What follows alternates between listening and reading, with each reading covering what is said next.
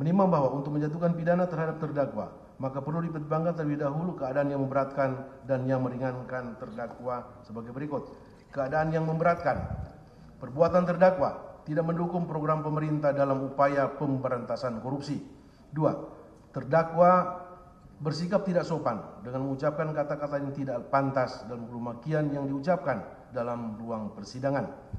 Keadaan yang meringankan: terdakwa belum pernah dihukum, terdakwa dalam keadaan sakit namun bisa mengikuti persidangan sampai akhir. Terdakwa memiliki tanggungan keluarga, seorang istri dan anak-anak. Menimbang bahwa oleh karena terdakwa dijatuhi pidana, maka haruslah dibebani pula untuk membayar biaya perkara. Menimbang bahwa tindak pidana korupsi di negara Republik Indonesia adalah merupakan kejahatan luar biasa, sehingga pemberantasannya harus melalui pemberian sanksi pidana yang tegas agar orang lain tidak mengambil contoh perbuatan atau melakukan kejahatan yang sama atau serupa, yaitu korupsi. Oleh karena itu, majelis hakim berpendapat bahwa hukuman atau pemidanaan yang dijatuhkan atas diri terdakwa sebagaimana yang disebutkan dalam amar putusan di bawah ini kiranya sudah memenuhi rasa keadilan dan bermanfaat bagi terdakwa dan bagi masyarakat.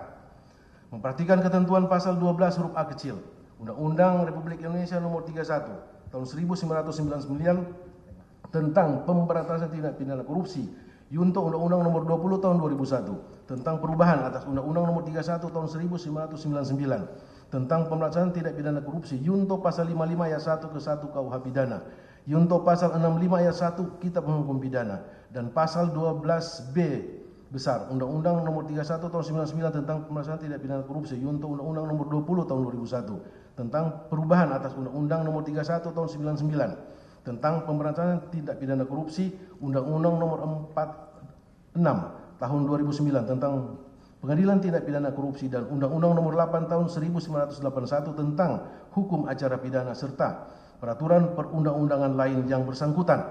Mengadili: 1. Menyatakan terdakwa Lukas NMB tersebut di atas telah terbukti secara sah dan meyakinkan menurut hukum bersalah melakukan tindak pidana korupsi secara bersama-sama dan gratifikasi sebagaimana dalam dakwaan ke-1 pertama dan dakwaan kedua penuntut umum. 2. Menjatuhkan pidana kepada terdakwa Lukas NMB oleh karena itu dengan pidana penjara selama 8 tahun dan denda sejumlah 500 juta rupiah dengan ketentuan apabila denda tersebut tidak dibayar diganti dengan pidana kurungan selama 4 bulan. Menghukum terdakwa untuk membayar uang pengganti sejumlah 19.090.793.900 rupiah paling lama dalam waktu 1 bulan sesudah putusan ini berkekuatan hukum tetap. Jika tidak membayar, maka harta bendanya disita dan dilelang oleh jaksa untuk menutupi uang pengganti tersebut dengan ketentuan apabila terpidana tidak mempunyai harta benda yang mencukupi, maka dipidana dengan pidana penjara selama 2 tahun. 4. Menjatuhkan pidana tambahan terhadap terdakwa berupa pencabutan hak untuk dipilih dalam jabatan publik selama 5 tahun sejak terdakwa selesai menjalani pidana pokoknya. 5. Menetapkan masa penangkapan dan penahanan yang dijalani oleh terdakwa dikurangkan seluruhnya dari pidana yang dijatuhkan.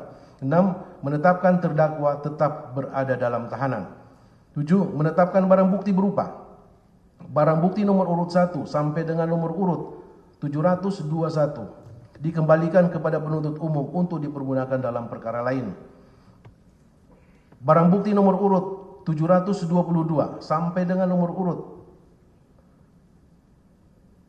723 dikembalikan kepada yang paling berhak, yaitu saksi Riyatono Laka. Barang bukti nomor urut 724 sampai dengan nomor urut 1024 dikembalikan kepada penuntut umum untuk dipergunakan dalam perkara lain. Membebani terdakwa untuk membayar biaya perkara sejumlah Rp7.500. Demikian diputuskan dalam rapat pemusatan Majelis Hakim Pengadilan Tindak Pidana Korupsi pada Pengadilan Negeri Jakarta Pusat pada hari Rabu tanggal 4 Oktober 2023 oleh kami, Rianto Adam Ponto, SHM sebagai Hakim Ketua, Denny Arsan Fatrika SMH, dan Hakim Ad Hoc Ali Muhtarom SMH masing-masing sebagai hakim anggota. Putusan tersebut diucapkan dalam sidang yang terbuka untuk umum pada hari Kamis tanggal 19 Oktober 2023 oleh Hakim Ketua tersebut didampingi para hakim anggota tersebut, dibantu oleh Andre SH sebagai panitera pengganti tindak pidana korupsi Pengadilan Jakarta Pusat, serta dihadiri oleh penuntut umum pada Komisi Pemberantasan Korupsi, dan terdakwa didampingi oleh tim penasihat hukum terdakwa tersebut. Ya.